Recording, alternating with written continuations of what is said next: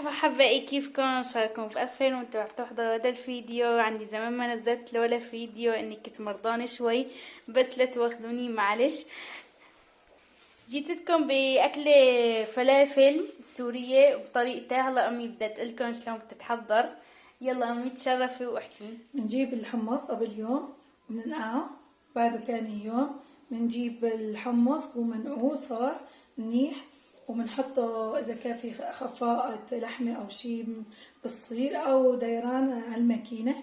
بنديره، بعد ما بنديره بصير هيك مثل هاد عجينة لازم تكون.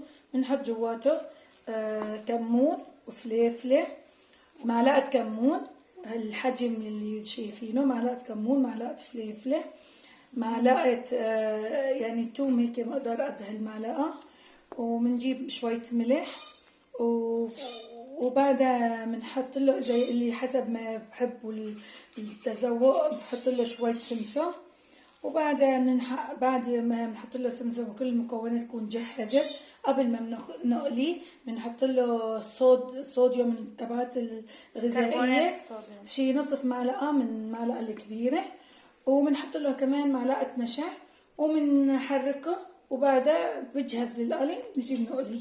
وبعدها هلا طريقة العمل القلي، لازم يكون عندكم قالب مثل هاد. ايوه، بعد بنحط الكمية في القالب ويكون عندنا زيت يكون يكون يعني سخونة يعني كتير. ايوه، بعدها بس صار اللون الألمازي بنطالعه وبنحطه وبنقدمه. وألف هنا وصحة. وهي طحانة اللي بدكم تطحنوا فيها يعني الحمص. هيك شكلها بتجي، هي آلة يعني طحانة بتطحن فيها اللحمة. يعني أي شي، يعني طحانة هي بتجي. أفرجيكم بس دقيقة شكلها.